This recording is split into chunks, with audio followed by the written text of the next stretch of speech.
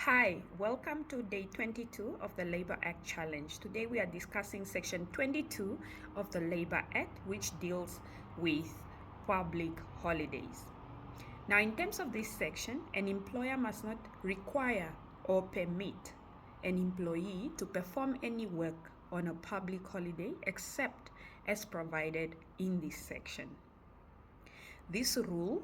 for not being required to work during public holiday does not apply to an employer who employs an employee for purposes of urgent work, carrying on the business of a shop, hotel, boarding house, or hostel that lawfully operates on a public holiday, performing domestic service in a private household, health and social welfare care and residential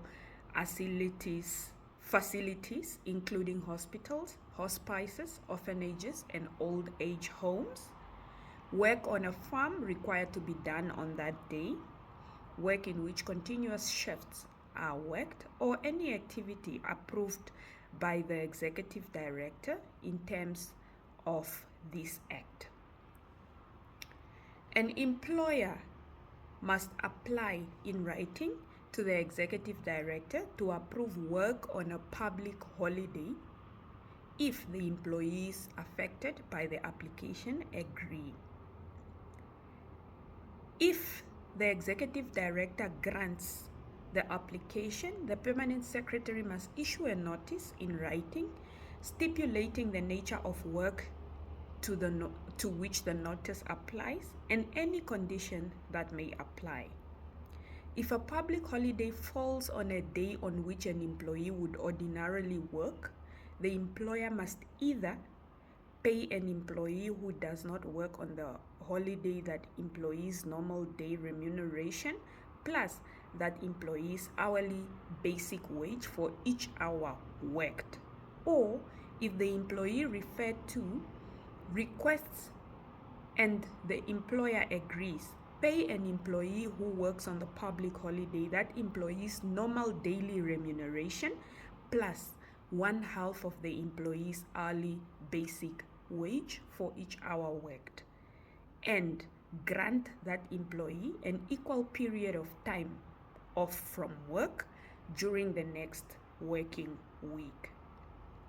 If an employee who does not work on a public holiday fails without a valid reason to work on either the day immediately before or the day immediately following the public holiday, the employer is not required to pay that employee the amount otherwise required to be paid in terms of this section. If an employee works on a public holiday that falls on a day other than the employee's ordinary work day, the employer must pay double that employee's hourly basic wage for each hour worked. If the majority of the hours worked on a shift that extends into or begins or on a public holiday falls on the public holiday,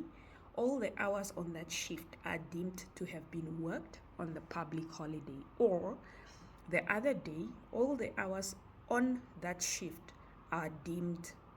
to have been worked on that day. That brings us to the end of section